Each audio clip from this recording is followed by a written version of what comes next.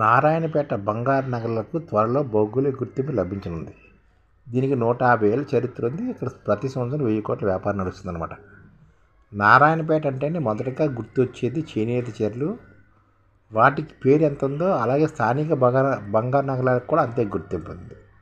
ఇక్కడ సరాఫ్ బజారు, ఆభరణాల తయారీ, వాటి అమ్మకాలు, కొనుగోలుకు జాతీయ స్థాయిలో ప్రఖ్యాతి గాంచింది. ఇక్కడ ఏడాదికి 1000 కోట్ల విలువైన లావాదేవీలు జరుగుతాయని అంచనా. ఈ ఆభరణాలు త్వరగా భౌగోళిక గుర్తింపు జియోగ్రాఫికల్ ఇండికేషన్ ట్యాగ్ కూడా రానుందన్నమాట.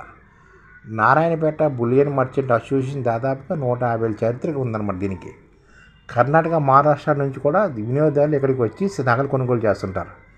నారాయణపేట నేతల చీరల కోసం దారులు తీసినట్టే స్వర్ణకారులు 24 క్యారెట్ల బంగారం నుంచి సన్నని దారులు తీసి నగలను అల్లుతారు. ముఖ్యంగా మహిళా స్వర్ణకారులు గోపుర తాళ్ళ ఆభరణ నల్లికలు నైపుణ్యం చాటుకున్నారన్నమాట.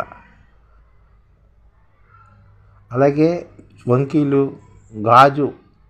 గాజులు, చిలుక ప్లాటీలు, నాన్లు, లంబాడాలు, నత్తులు, టుస్సీలు, మాటీలు తదితర నగలు చేతితో తయారు చేస్తుంటారు. ఇక్కడ లంబాడ సొత్తు అంటారు, ముక్కిరి అనమాట. ఇలాంటివి సరాఫ్ బజార్లో 150 మంది పైగా వ్యాపారులు ఉన్నారు. 200 మంది స్థానికంగా ఉన్నారు.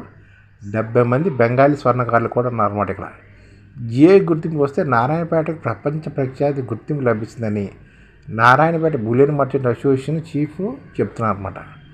ఇక్కడ 200 మంది స్థానిక, 70 మంది బెంగాలీ స్వర్ణకారులు ఉన్నారన్నమాట. ఇక్కడ అలాగే సరాఫ్ బజార్ 150 మంది వ్యాపారులు ఉన్నారు. ఈ విధంగా ఇది బంగారంకి ఎంతో నమ్మకంగా ఉందన్నమాట నారాయణపేట బులియన్ మార్కెట్.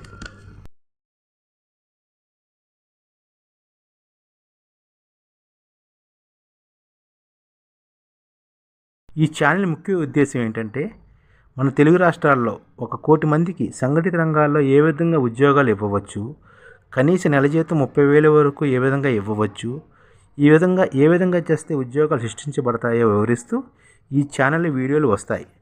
అలాంటి వీడియోలు మీకు కావాలంటే మన ఐడిఎఫ్ భాస్కర్ ఛానల్ని సబ్స్క్రైబ్ చేసుకోండి. ఐడిఎఫ్ అంటే ఇండియన్ డెవలప్మెంట్ ఫోర్స్. ఈ వీడియోలు చూసిన తర్వాత మీకు నచ్చితే లైక్ చేయండి, మీ ఫ్యామిలీ మెంబర్స్కి షేర్ చేయండి, మరియు మీ ఫ్రెండ్స్కి షేర్ చేయండి. Thank you. నమస్కారం.